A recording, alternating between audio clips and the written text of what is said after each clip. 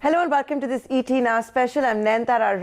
I've got a very special guest with me. It is Mr. Hardeep Puri, a senior member of the Narendra Modi government with many portfolios, including civil aviation, housing, and of course, Minister State for Commerce. So thank you so much for this interview. A thunderous response from the markets as far as Budget 2021 goes. Now it's going to be all about execution. Mr. Puri, you're going to have to play a big role in that. This is a budget which didn't raise taxes. It pump primes the economy, but it also does jugalbandi by giving a clear roadmap for asset monetization. 1.75 lakh crores for disinvestment. Air India, I would imagine, would be right on top. Thank you very much. You used the words thunderous applause by the market, but the market is one segment. That is reflected in how the Sensex, a day prior to the budget, it was, there was a anticipated, position taken. And then as soon as the budget figures and the articulation had been completed by the Finance Minister, today I think the budget Sensex must be on good for 50,000 plus somewhere. But Mr. Puri, would you also concede that while it has provided this roadmap for asset creation, which will, of course, you'll see the effect of it in a couple of years from now and all of that, but this move towards opening up of the economy and privatization? I'm coming to that. So people said, this is going to, you're selling your family silver. What family silver are we talking about here? Right? Air India, debt of 60,000 crore. If you don't do anything, I have my friends in the opposition tell me, but it's such a national asset. Exactly, because it is a national asset, your choice is either to privatize or close it down. So the preference is to privatize it. You mentioned Air India yourself, so let me tell you, we have not laid off a single employee. Then we have made the privatization process, we have streamlined it. Today there are multiple bidders. We are expecting one MP from an opposition party, which is almost irrelevant now. It says that we are not announcing the names of the bidders. You should read the DPAM guidelines. They should educate themselves to begin with. We will ensure that Air India finds a new home, that its brand, as something which is associated with India, with the new India, that is maintained. So we now have to go through that process. If we don't, then government has to put in another 6,000 crores every year. Now, what would you spend it on? Would you rather that you spend the 6,000 crores on, water tap connections, clean water for 4,400 urban local bodies, or would you like to spend it on something on which there's already accumulated debt? So this LIC and all the other things. Bank privatization. Exactly. Now you ran up the NPS. I've been writing for a long time that, look, it will require a Herculean effort. I'm referring to an article I wrote in November of 2014, saying that, look, the rot that has crept in there needs to be corrected. So I think these are all steps which have been taken, and I don't know whether you use the term thunderous applause. I'm very happy. I'm very proud as a member of the Council of Ministers, but full marks to the Finance Minister. She and her team, with the inspiration and active guidance of the Prime Minister, they've navigated a way forward, which has turned a crisis of huge proportion into great Atmanirbharta. So as you convert this crisis into becoming Atmanirbhar, Mr. Puri, if we can now get a little bit in the specifics, I want to talk to you a little bit about Air India. That's going to be one of the big responsibilities you'll have this year. Now, we've been hearing you say for some time there are multiple parties that have been interested. How confident are you that this time there will be a formalized bid? You will not need to give another sweetener? First and foremost, our procedures, and it's a convention, that as a civil aviation minister, it's not my job to either pronounce on the number of bidders or for that matter for anyone. There is a transaction advisor, and who under the guidelines is undertaking the process. But I heard the transaction advisor tell the concerned ministry, which is the Ministry of Finance, and within that DPAM, that there are multiple bidders. So that is clear. Then the last date which was there, they extended it by a few days because when you undertake a scrutiny of the bids, there may be some question here, some question there. That last date is already over. Now the 3-month period will be given both to the prospective bidders to scrutinize Correct. the books of Air India. Equally, the government concerned department will be given an opportunity to do due diligence on who the bidders are. So when you ask me a question on how confident I am, I don't have a weighing scale to measure the precise, or they used to have in physics a vernier caliper to do very precise, minute thing. I'm confident, and I was very happy when I saw the concerned secretary under the Ministry of Finance who also expressed confidence. The transaction advisor will inform the individual bidders that their bid has been accepted. You will also have to oversee airport privatization. That was also talked about during the budget speech. Can you tell us a little bit of what's on the anvil? I can first, in a minute, give you the background. If we had not undertaken, and I give full credit to the government of the day, if airport privatization in terms of Delhi and Mumbai airports had not been undertaken in the year of the Lord 2006, we would not have received the 29,000 crores by the end of 2020 to do the rest of the privatization, rest of the airport development. Today, Airports Authority of India has 137 airports. We have something like 54 airports under Udan. We want to raise those to 100 Udan airports. We are building another 100 airports. We have a very ambitious program for privatization. We did a decision on 6 in November 2018 before I became a minister. We want to do another 6 plus 6 in the coming months. We want to ensure that the total air infrastructure, which I mean the airports, air carriers, goes for a quantum leap. Today we are the 3rd largest domestic civil aviation market in the world. We will become the 3rd largest overall market. Our civil aviation has been a critical driver of growth with just as little as 7% penetration. We've been doing more than double digit. Even in February of 2020, when COVID was beginning to hit us, we did 9% growth. We've gone even up to 17%.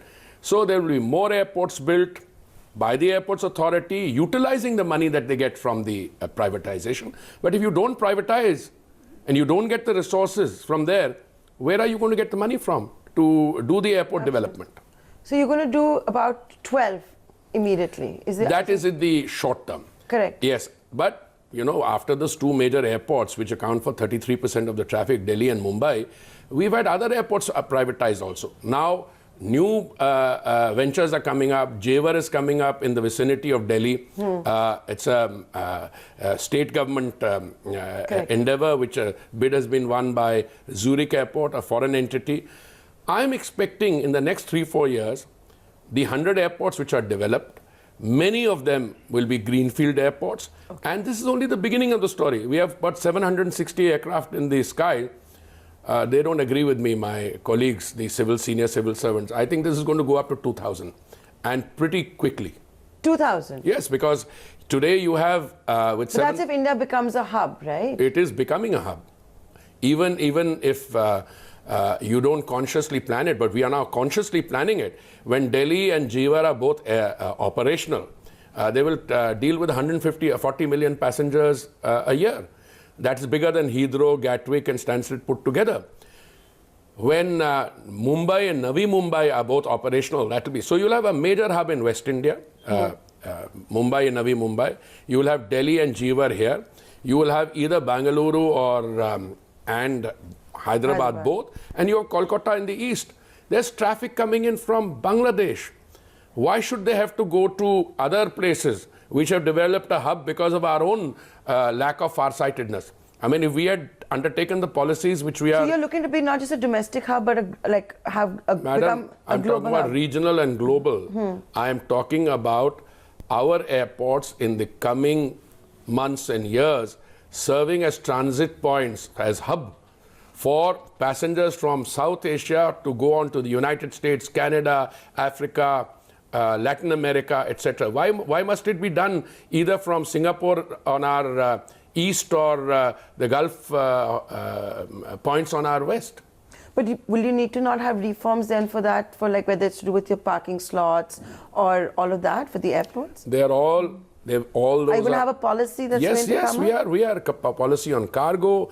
Already last year we announced a policy on MRO that has received some boost in this budget. This is an ongoing process, and I'm confident that in the coming months you will see which is now something that you and I are talking about, but all those actions are underway. Jewar will be operational by 2023.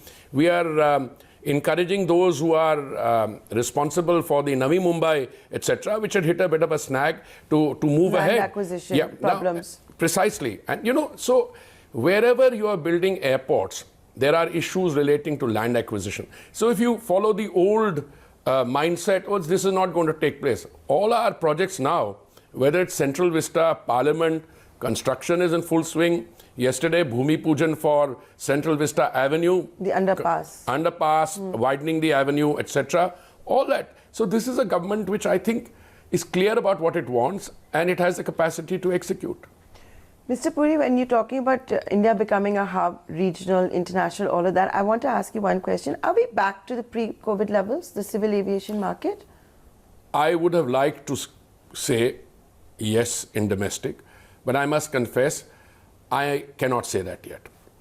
A pre-COVID level is 300 and 350,000 passengers per day or more. We have gone up to 279, 280. But then the figures hover, they come down, they go up. Unless I hit 300,000, and the daily figures are 300,000 for 4 or 5 days together, then with some confidence one can say we are at pre-COVID levels. So would that mean that until we don't hit the pre-COVID levels, you will not reconsider the move of removing the airfare cap on the airlines? No, the airfare cap has a role to play in terms of a given situation. I mean, it's only a matter of time that the airfare cap, the band, will be removed. Whether it is removed after 10 days or after 3 weeks, that's only a matter of speculation, because it will depend on the traffic. Now, when we are confident that the traffic is now, look, there's a lot of psychology involved. Now, I'm hoping that with the vaccine being more readily available, with procedures remaining in check, domestic civil aviation will go back to pre-COVID level very, very soon. All right. I don't want to put a date on it. I was hoping end of February, but I'm being a little more cautious now. Okay. Definitely by the end of the March, we'll be back to pre-COVID levels. International civil aviation will depend on, as I said, the behavior of the virus and entry restrictions on the other side. Now, when I look at what's happening even in Japan, or sometimes in countries in Europe, UK. Dubai, young people partying. Dubai, always, I had an apprehension that when you open up and you're not aware. So that's the issue. But if I were a betting man, and I'm not, I would say domestic civil aviation fully back to pre-COVID levels by the end of March, and international civil aviation looking much better by the end of the next quarter. That's April, May, June. If I can now talk to you about housing. You saw some announcements in the budget, but these are very long term. They take and you need to have that. What's great about the budget is it provides a direction. And never have we seen so much transparency and cleanness, right? No, nothing nasty in the fine print. But Mr. Puri, would you say that the housing market, which is showing signs of a recovery at the moment, continues to need policy interventions, which can be outside the budget as well? CREDAI and NAREDCO, which are the industry associations with which my ministry has, I would say, some kind of a umbilical relationship. They represent the builders, they keep talking to us, then so on. They told me that they've had the best Diwali in the last 20 years. Yeah. I suspect that assessment is based on what has happened in particular in some of the real estate markets. Like things are looking very good in some segments, but there are still pockets where we need to be able to get the desired action. And I refer in particular to the vicinity of Delhi. Noida, Greater Noida, Yamuna Expressway. There we have taken the decisions, some with the intervention of the Honorable Apex Court, the Supreme Court, and things are underway. So I'm confident that this buoyancy, this positive narrative from CREDAI and NAREDCO and others on certain parts of India, many of the important markets. In fact, the banks have also been cutting rates, making home loans more attractive. No, but if the market revives, Nayantara, it's not going to be just because of X factor or Y factor. There are multiple stakeholders. RERA has helped immensely. You know, the fact now that the builders are under discipline, the fact is that you raise money and put it into an escrow account, the fact that you are able to deliver homes. So inventories are coming down, new projects are coming up, which is a sign. That can't happen without the cooperation of the lending banks and the other stakeholders. So, for example, there was in the budget they talked about a tenancy for migrant labor. But you have also been spearheading a Model Tenancy Act. How far are we from that? Two things which are very important in this. One is that the abiding experience, which was very, it's in some respects, we had to agonize. The pandemic was particularly severe on the more vulnerable sections of our society. We identified two in our ministry. One was migrant labor. So what was very clear that whilst the Pradhan Mantri Awas Yojana, the urban segment, is a roaring success, against a demand assessment of 1 crore 12 lakhs. We've already sanctioned 1 crore 11 lakh. 42 lakhs have already, beneficiaries have received their place. Also in addition, the construction of 70-80 lakhs going on, which means we're going to meet the demand very soon. There'll be full delivery. But many people who come looking for work in urban areas are not looking for a house in which they have the title. They're looking for accommodation whilst they are on work. So we have introduced this new scheme called Affordable Rental Housing Complexes, and that has taken off. This has two components. One where already housing has been built, but for some reason, whatever we need to do up under that model. And the second model is where people will consciously build rental housing. And again, the government can provide incentives through an enabling environment, taxes and other reliefs. But it's again taking off. The MOUs have been signed with the concerned states, etc. It's taking off. You are referring to the template which we had discussed earlier. We are absolutely correct. Rental housing.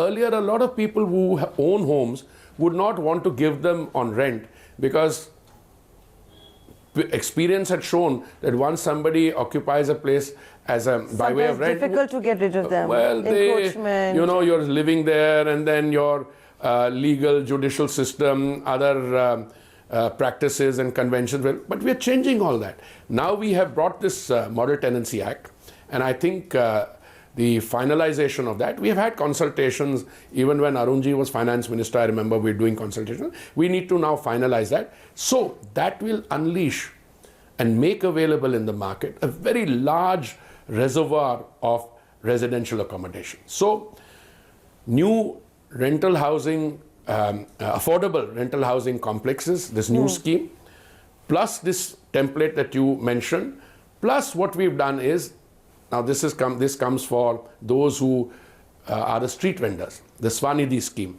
Earlier they were borrowing money at exorbitant rates, barely managed to pay the interest. We have introduced the Swanidhi scheme, which is a financial inclusion microfinance scheme where they can borrow up to 10,000 rupees at reasonable rates of interest, return it, and they become entrepreneurs in the process. Correct. They go on. They will also be drawn into it. They will become eligible for the all the Prime Minister's flagship programs. And we are also ensuring, now we've incidentally done a very interesting tie-up for them with Zomato. So 300, I think this new scheme, which they will identify the street vendors and make it available, their products for sale to people. So you're combining technology. So the street vendors, I didn't understand. On Zomato, what will happen? Zomato will market their products. The street vendors, their food. We are making the street vendors part of the regular economy, because when you give them a loan, of 10,000 rupees, they're providing you their data. Yeah. Once they are on the canvas, they become eligible for housing, they become eligible for other benefits, etc. So it's something which is overlapping and produces a larger good. Okay. And I believe letters have also been written to states urging them to reconsider a cut in stamp duty. We've seen something. I've been doing that for a long time. Maharashtra has done something. Maharashtra has done it and shown excellent results. But Maharashtra and others also. But you see, writing letters to chief ministers is the job of a central minister. Telling them. I also do it, incidentally, when it comes to aviation turbine fuel and the rates that we impose on that. And we make the point that don't look at it in terms of higher revenue on account of stamp duty or a higher revenue on account of, a higher tax more on compliance it. When No, not only that. Rates. If your rate is unattractive, people will not come to your airports to fuel up, because now we've got 137 operational airports by the Airports Authority. They will fuel somewhere else and come. So it is a conscious desire for us as a matter of policy to get the states to compete with each other. So through that incentivization process, you benefit the consumer and you benefit the economy. Mr. Puri, as we come to an end of this interview, I want to end with those horrific images that we saw on Republic Day and the standoff that we have continued to see with those who are protesting near the national capital and who had even entered the city. How is this going to completely end? From the government's perspective, they've even said we're willing to put the farm laws in abeyance for 18 months. Well, it takes two to tango. The government is willing to talk. I heard the agriculture ministers addressing the Rajya Sabha, and he made a very comprehensive speech.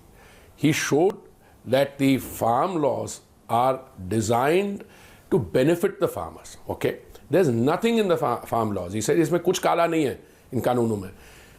Now we are willing. If you have an apprehension, like there was an apprehension they had that the SDM being made responsible for dispute resolution will place you, perhaps that was the apprehension, I don't understand it, in the hands of the administration, and that may work to the disadvantage of the farmer.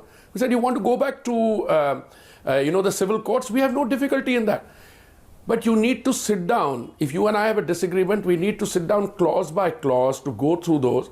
Now we've had 11 rounds of discussions. The government, in spite of what happened on the 26th of January, and that's horrific. It's, you want me to comment on it? I will. But the government's position has not changed. But what has happened is, I think those well-meaning, hard-working farmers have also discovered that their cause has been hijacked by some other elements. Now, when you draw attention to those elements who produced the violence on that day, if you try to drive a tractor like a Ferrari and it jumps and it turns over and the person dies, you can't turn around and say that man was killed with a bullet entry. I mean, it's been captured on tape. Or if you try to undertake vandalism, I mean, there are people with blue turbans and some people who have captured carrying large swords running after policemen or policemen being beaten up. Something like 300 police people were injured. We are willing to put that aside. The law will take its own course. Those who are responsible do that. But put that aside. Let's get back to the negotiating table. And whatever is reasonable, the government, I think, has been very much upfront in terms of showing its willingness. I feel confident that in the coming days, the farmers will begin once again to see the advantage in talking. I'm told that even in the last phase, there were occasions when we came very close to it. I mean, when they took a vote, it was a few people, a lot of people, farming unions thought it was all right. But you're always able to negotiate with a designated representative. They don't have... So when you have a large movement, but I feel confident. I feel very confident because the government has taken a decision for the benefit of the farmers. And I think that will be understood by them. And if any tweaking is to be done, as I said, there's nobody standing on formality or ego. That can easily be tweaked. And with that, Mr. Puri, I'd like to thank you for being so candid and for giving us time here on ET Now. Thank you, madam.